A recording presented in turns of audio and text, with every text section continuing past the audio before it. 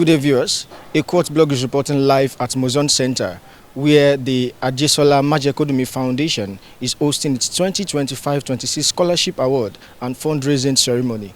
This event brings together dignitaries, scholars, and advocates for women education to celebrate excellence, empowerment, and opportunity. So stay tuned as a court blog brings to you the live update of things as they unfold. Adeola Muda is my name, reporting for a court blog. On the 8th of November 2025, the elegant hall of MUSON Centre in Lagos transformed into a vibrant stage of purpose and promise as the Ajesola Solarin Majekodunmi Foundation (ASMAF) hosted its annual Scholarship Award and Fundraising Ceremony. Presiding as chairman was the Honorable Minister of Education, Dr. Tunjialausa, joined by guest speaker Mrs. Folashade Adefisayo. Together, they echoed the foundation's mission that educating girls is not just a moral duty, but a strategic investment in Nigeria's future. With dignified personalities, education stakeholders, beneficiaries, and supporters in attendance, the atmosphere was charged with hope and determination. The ceremony commenced with a rendition of the national anthem, followed by an opening prayer led by a clergy setting a reflective tone for the day. Dr. Nadu Denloye, the chairman of Board of Trustee ASMAF, delivered a warm opening speech expressing immense gratitude to the founder, Dame Professor Ajesola Majekodunmi, for her unwavering commitment and selfless service to humanity through the empowerment of young girls and women across Nigeria. Dr. Denloye extended special appreciation to the Honorable Minister of Education, Dr. tunjialausa, for his steadfast commitment to educational reform and for graciously accepting to serve as chairman of education. She noted that his presence at the event was a powerful affirmation that the mission of educational empowerment remains a national priority. She acknowledged the presence of all guests, partners, and supporters, thanking them for their continued belief in ASMAF vision and for standing together in the pursuit of a more inclusive and educated Nigeria. Over the years, ASMAF has supported many such young women, and today we proudly continue to invest in futures that will in turn strengthen families, communities, and our nation. Before we proceed further, we must pause to honor and remember two towering figures in the ASMAF story.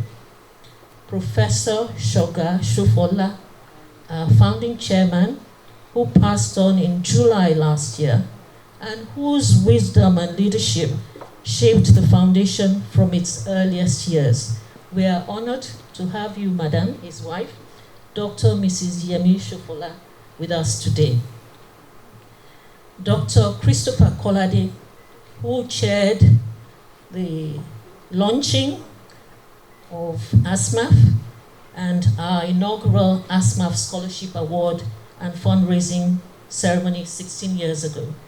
And until his death, he made sure he supported financially through the years, over the last few years, over the last 16 years. His life was a testament to service, integrity, and nation building.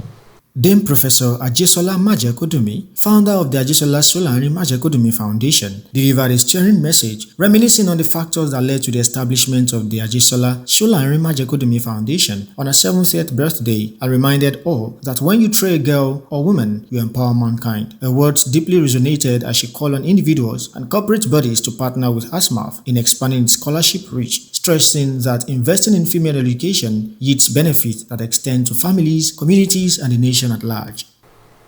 When I went to the academic life, I noticed that some girls were doing what they were not supposed to do.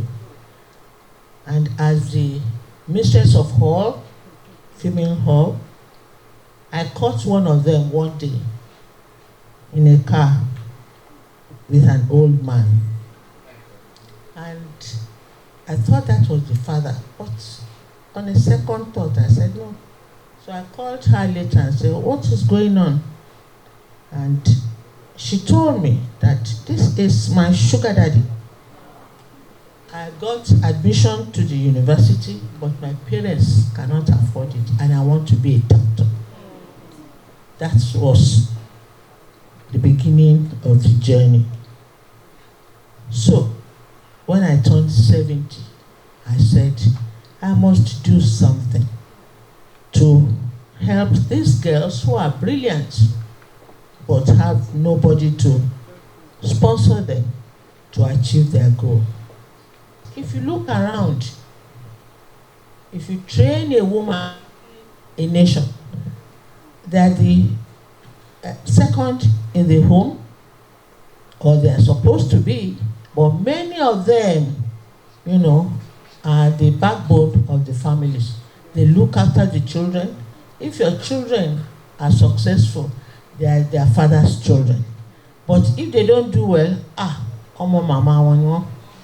So, you know, we are very grateful to all the members of the Board of Trustees from 16 years ago.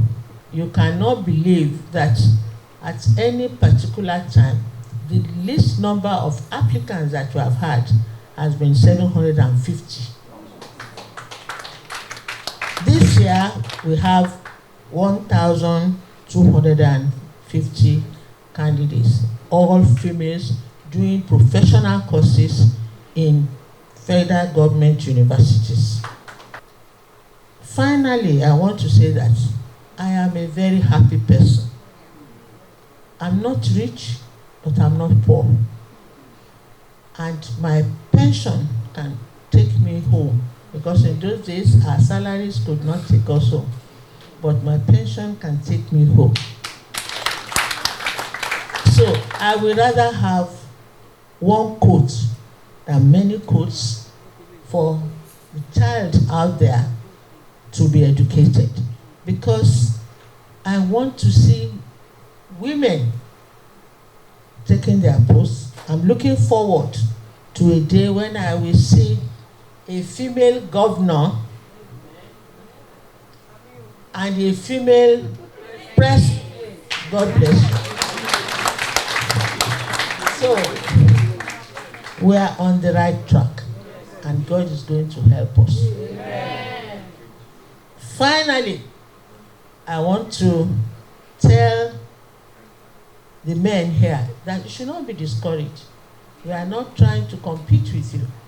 We are trying to have our own footing. Dr. Tunjialausa, in his address, praised ASMAF's effort, aligning them with the federal government's educational reforms under President Bola Ahmed Tinubu's renewed hope agenda, aimed at repositioning Nigeria's education system to meet 21st century's demand. He highlighted the achievements of the NEL Fund, which has supported over 600,000 students and disbursed nearly 100 billion naira, alongside new initiatives in STEM, vocational education, and digital skills development. He described the event as a celebration of hope and collective responsibility, noting that each scholarship award symbolizes an investment in human capital and Nigeria's shared future. The minister commended ASMAF for its dedication to empowering young Nigerians through scholarships and mentoring initiatives, saying the foundation's efforts have helped bridge the gap in access to education, equity, and opportunity for less privileged students. He urged scholarship beneficiaries to embrace the opportunity with gratitude, study hard, and contribute positively to their communities. The theme of today's lecture starts here. When our schools work together, higher education works, and our nation works. Speaks directly to the heart of this vision. For a nation to thrive, its schools must work effectively, its teachers must be motivated, its students must be supported, and its learning environment must inspire creativity and excellence. Education is the foundation upon which the dreams of every prosperous nation is built. As chairman of this occasion, I would like to encourage all distinguished guests and corporate organizations present to generously support the fundraising drive today. Every contribution, no matter how modest, represents an investment in a young child's future, in a young Nigerian girl child, in a young Nigerian boy child future. The sustainability of initiatives like this depends on collective generosity and belief in the transformative power of education. I also would like to urge the awardees to embrace this opportunity with gratitude and deep sense of responsibility. Let this scholarship be a reminder that the nation believes in you and expect much from you as well. Use this support to study hard, to serve as role models to your peers and to make positive contribution to your communities and to Nigeria as a whole.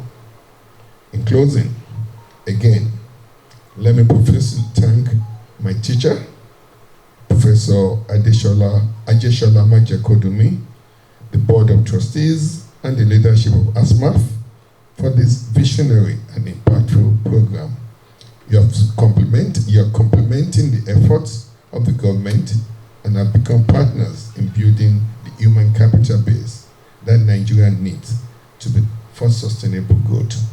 Today, we have a president that believes so much in human capital development. And when you talk about human capital development, the three tripod: education, health, and social protection. This scholarship scheme fits right at the center of the tripod. Thank you, Professor Ajesola Majekodunmi. I assure you all that the Federal Ministry of Education will continue to collaborate with organizations such as yours to strengthen support systems for our students and for our institutions. I congratulate again all our deserving awardees and thank all distinguished guests for your presence and commitment to the cause of education. Together, we can build a nation where no dreams is deferred for lack of opportunity, and where every young Nigerian can rise to their fullest potential. Mrs. Folashade Adefisayo, former Commissioner for Education in Lagos State and guest speaker at the event, delivered an enlightening lecture that resonated deeply with the audience. She spoke passionately on the fundamentals of education, beginning from preschool, the critical stage where the foundation for lifelong learning is laid. She shared joy in being part of the event, speaking directly to the young women scholars and reminding them that they embody the nation's future. Mrs. Adefisayo applauded the Honorable Minister of Education, Dr. Tunjialausa, for his commendable commitment to reforming Nigeria's education sector. She emphasized that the strength of every university, polytechnic, and college of education in Nigeria depends on the quality of students entering from the pre-tertiary institution. If students falter in literacy, numeracy, and character formation at the foundational level, no higher institution can fully compensate for that loss. Her words underscore the urgent need to invest in early education, not just as a policy, but as a national priority. So girls, you are hope. You have got to do well. What did I say? You've got to do well. You have no choice. So, honorable ministers, I come back to you. I'm honored to be in the same event today, the same room, on the same table. I regard myself as an education activist and advocate and determined to be part of the narrative of the success of the education sector. And I have followed with keen interest and indeed appreciation, sir, your commendable commitment to reforms in the education sector. If you get it right at primary school, if a child is able to read by 6, by 8, that child is going to do well. Is going to be able to go to secondary school and do well. One of the greatest jobs that I ever did, and you see there's a gap between my corona days and when I became Commissioner for Education. Actually, I served in Osun State. I worked in Osun State. I ran a public secondary school in Osun State, SS1 to 3. And I had students in SS2, SS3 who could not read. Now, how are you going to teach them physics, economics, even maths, as a daughter of a maths teacher? You cannot teach maths if you cannot read. At least you will read the question. So, that is, though going on, quoting the oft-used adage that no system can rise above the level of its teachers. If the teacher training curriculum, if our teacher training colleges, if our universities training our teachers, do not build strong pedagogical skills, if our tertiary institutions do not ignite the curiosity and creativity of student teachers, if the entry level to colleges of education is set at such a low bar that training teachers are ashamed of their course, how will these teachers love their students, understand what motivates them to learn, and creatively design appropriate lessons to ignite a love of learning in their students? Again, I ask, what comes first, the chicken or the egg? We have a massive problem.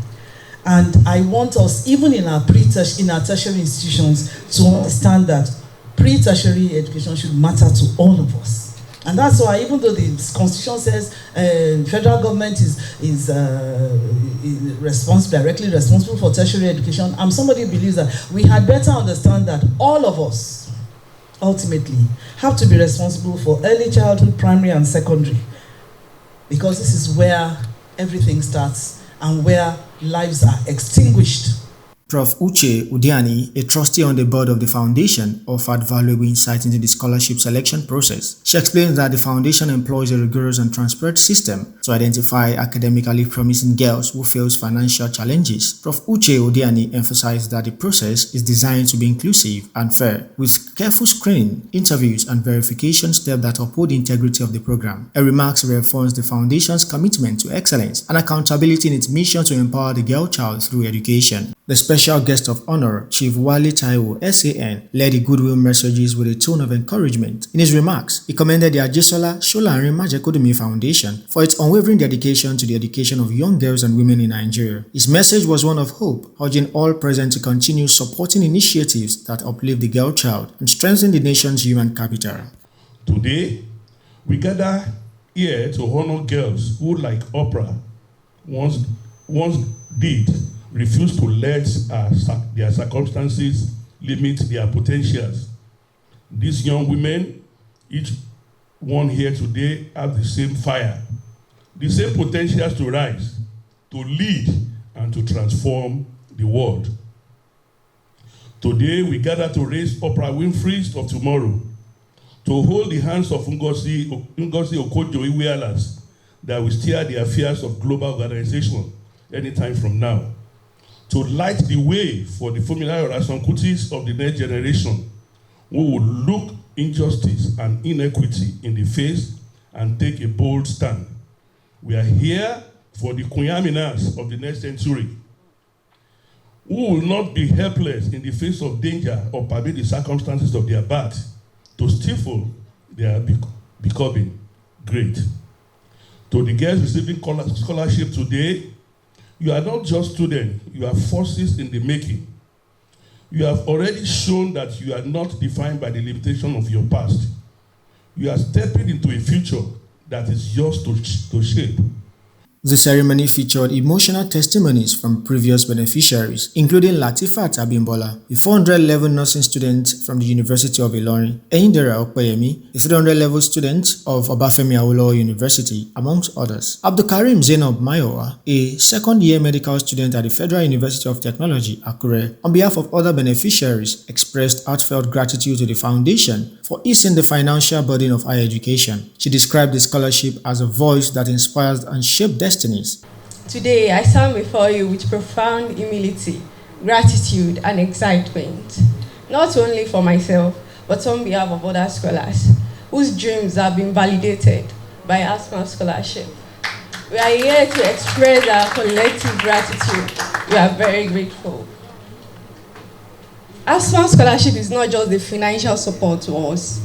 It is a voice that echoes to us that we have potentials, we have impact, we have meaningful things to contribute to our community and country at large, for which we are very grateful. So, thank you so much. ASMAF scholarship, it enables us to afford quality education without drowning in debt. ASMAF scholarship relieves us of the choices, impossible choices between rent and textbooks, between survival and ambition. It transforms our once a thought into a reality goals.